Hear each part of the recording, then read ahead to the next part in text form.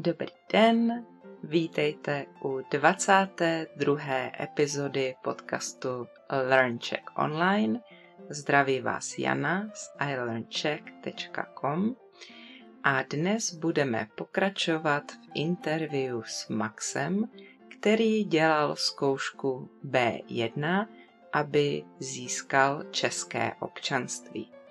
Minule jsme mluvili o zkoušce obecně a o psaní a dnes budeme mluvit o části mluvení, konkrétně první a druhé úloze mluvení. Jestli je mezi vámi někdo, kdo také tu zkoušku dělal, tak mi můžete napsat a můžete být také hostem mého podcastu. Takže jestli jste cizinec žijící v České republice nebo cizinec učící se česky někde jinde a chcete se podělit o svou zkušenost, tak mi napište, kontaktujte mě a můžeme se domluvit. A teď už Max. No a mluvení, tak tam jsem měl jak bude luck? Měl jste štěstí. Jo, měl štěstí s partnerem.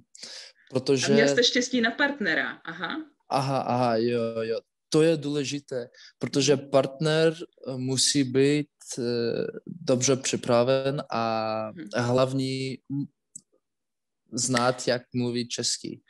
Tak jsem měl jednu ženu z Kuby.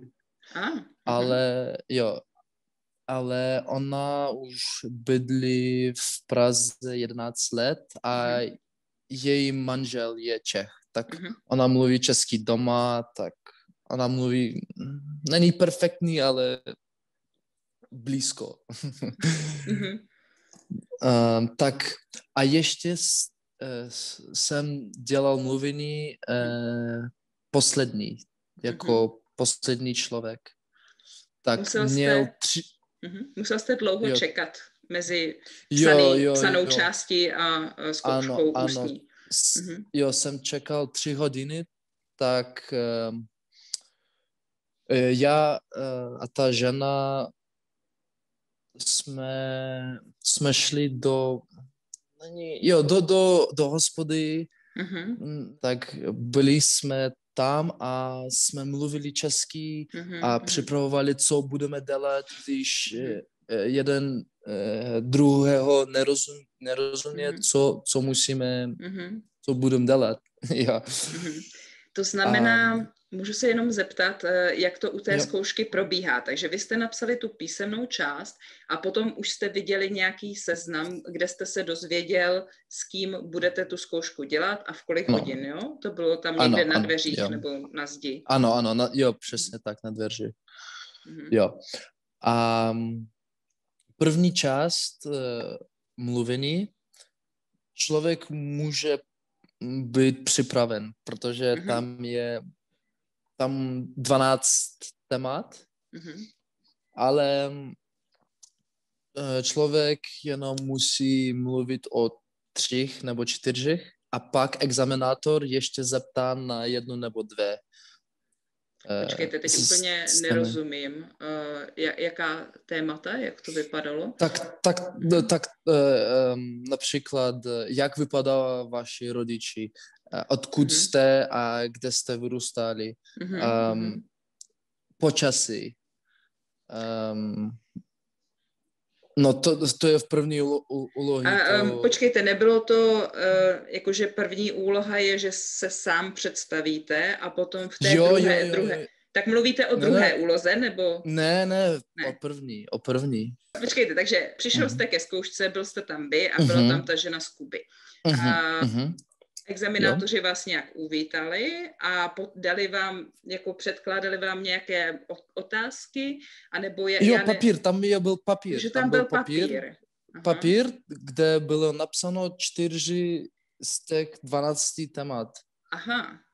Ale tam bylo napsáno? Jo, tam bylo napsáno. Například pro mě bylo Jo, jak vypadá vaše rodina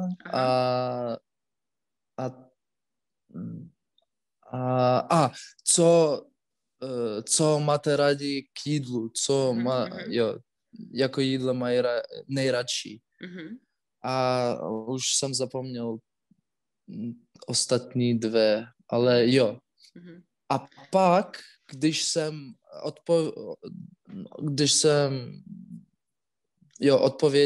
odpověděl na ty 4 témat, jo, ona ještě mi zeptala na ještě jednu, která byla sociální zabezpečení, nebo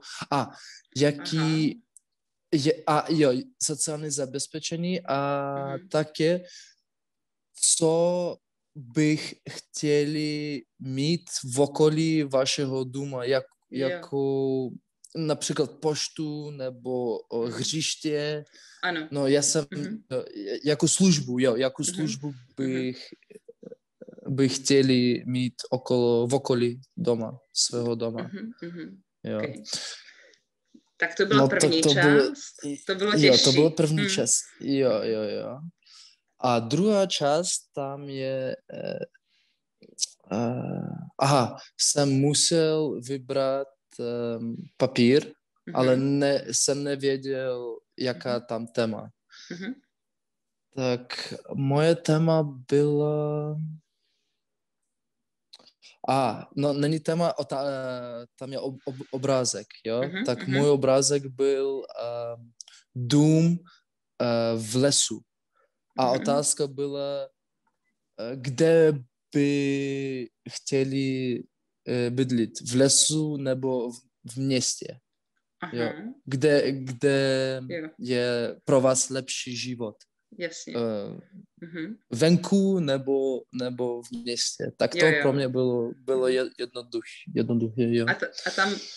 A tam jste si vytáhl jenom jednu kartu, jenom jeden obrázek, anebo... Ne, dvě. A pamatujete si, co bylo druhé? Nebo zase ne.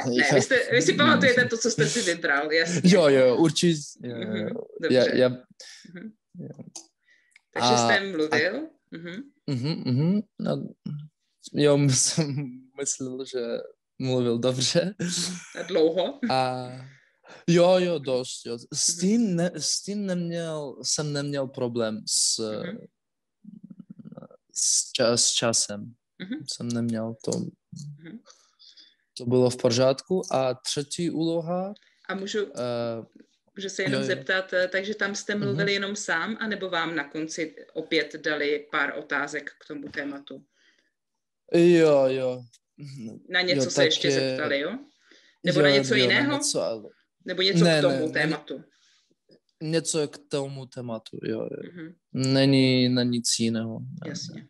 Na tu tématu. Jo. Takže to byla úloha 1 a úloha 2, mluvení, a ještě v poslední části interview příště bude úloha 3.